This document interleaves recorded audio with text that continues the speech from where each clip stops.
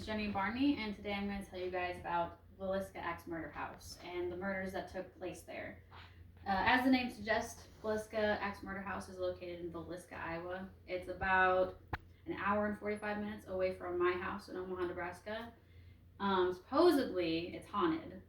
We've been there at least 4 times. I've taken my kids there. It's actually a really cool place to visit. It's one of my favorite places to visit. So, there were 8 victims in the Villisca Axe murders. Josiah and Sarah Moore, and then their 4 children, Herman, Catherine, Boyd, and Paul, and then Catherine's 2 friends, Lena and Ina Stillinger. The thing that happened was this family attended a church event with other families, including the Stillinger family. After the church event got done with, the 2 Stillinger sisters decided they were going to go stay the night at Catherine's house with the Moore family. And sometime in the middle of the night, they were all axed to death. The theory is someone hid out while they were gone at the church event, and then when they all went to bed, came out of the attic and decided to kill all of them. Josiah and Sarah were the first, and then the children, and then the Stillinger sisters on the bottom floor. There's a lot of my information came from the website VilliscaIowa.com, and then the Villisca book by Roy Marshall.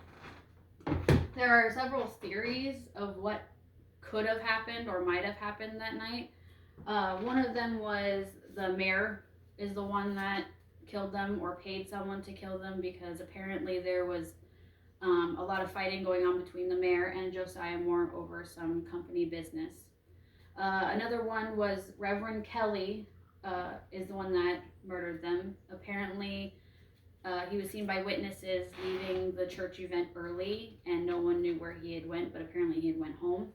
You can read the interrogation of Reverend Kelly, also by Roy Marshall. It was eventually he confessed, but it was thrown out because there was a lot of speculation that he was either coerced or tortured into confessing, because at that time they wanted someone to be held accountable, so they were trying to pick anybody they could. Another theory is the man from the train. This theory is the most accepted theory. Apparently, a man had rode the train into towns and would kill families, and then hop on a train and be out of town before anyone really realized it. There were a lot of murders exactly like this one, close to train tracks like this one, and small houses. They were all killed with axes, just like this one. So the morning that these guys were found, the neighbor was the one to notice that something was off and wrong. None of the kids were outside playing. None of the chores were getting done. It was 6 o'clock in the morning, and back at that time, this is 1912. People are out, getting out and about and doing their stuff and feeding their animals and stuff like that really early in the morning. So when they weren't out doing that, she goes to check on them and notices the door is locked, which is a very odd thing in a small town like this, to have your doors locked at night, especially in 1912. So she decides to call the brother of Josiah Moore, and he comes over and gains access to the house, and that's when he finds all of them dead. The problem with this is, because it's 1912, getting help in this kind of a situation was a huge chore. You had to find someone or find a phone, and then they had to call several other people, and then they had to get down there. So in the meantime, friends, family, neighbors were all trumping through the house and destroying evidence, moving stuff, touching stuff. The whole crime scene was just in shambles.